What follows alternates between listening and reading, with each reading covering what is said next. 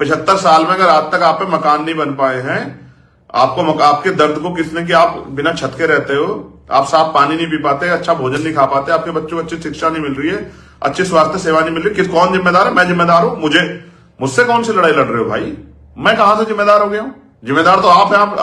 आप ही चला रहे थे आंदोलन। मैं तो अब आया हूं जुमे 4 दिनों में। तो मैं तो सबसे छोटा हूं। तमाम जितने महापुरुष हैं और आज के जो बड़े नेता, मैं तो उनके सामने मेरा कद इतना सा है। मुझे तो जो कुछ दिया वो आप लोगों ने दिया। मैं तो ऋणी हूं आपका। मेरे तो खून का कतरा कतरा आपका है। और जितना सम्मान आपने मुझे दिया कम नहीं है, लेकिन अवसर भी दे दो तो देखो। अगर करके ना दिखाया तब आप कह देना, एक मौका तो दे दो। मैं तो खून का कतरा कतरा लगा दूंगा, आखिरी सांस लगा दूंगा आपके लिए। मैं भागने वाला नहीं हूं। मैंने लाठियां खाई है, मैंने गोली खाई है, मैंने जेलें काटी है। मेरा नाम चंद्रशेखर आजाद है।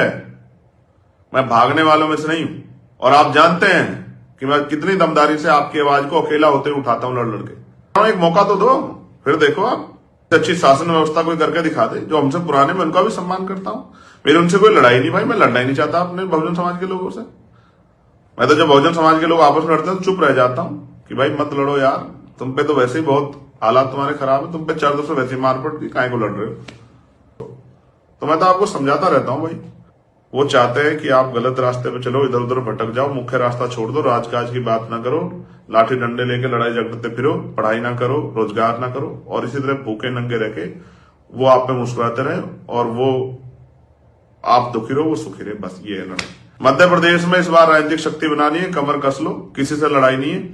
जो पुराने आंदोलन के लोग हैं उनसे भी कोई लड़ाई नहीं, उनसे भी सबसे कह रहा हूं भाई, मुझसे क्या लड़ रहे हो?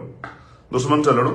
मुझके दुश्मन मान के लड़ोगे तो कौन सा आपका भला हो जाएगा? आपने सबको मौका दिया, पिछले आंदोलन में 40-40 साल दिए, मुझे 10 साल दे दो, फिर आरोप लगा लेना मेरे ऊपर, फिर मुझे बुरा भला कह लेना, फिर मुझे जितना मर्जी या कोस लेना। अपने बच्चों, एक बार अपने बच्चों, आपके बच्चों, मेरे बच्चों, हमारे बच्चों के लिए, हमारे परिवारों के लिए, इस गरीब बहुजन समाज देश के आदिवासियों के लिए, दलितों के लिए, मुसलमानों, बुद्धिस्टों के लिए, ईसाइयों के लिए, पिछले वर्ग के लोगों के लिए एक बार काम करने का मौका दो। किसी भी स्तर पर देकर देखो, फिर आप बताना कि भाई इस आदमी में क्षमता नहीं है, ये आदमी ये नहीं। भाई ठीक है, मेरे पिताजी से मुझे क्यों तोल रहे हो भाई? मेरे पिताजी तो प्राइमरी स्कूल के टीचर थे, सीधे सज्जन व्यक्ति थे, मिशनरी आदमी थे बेचारे।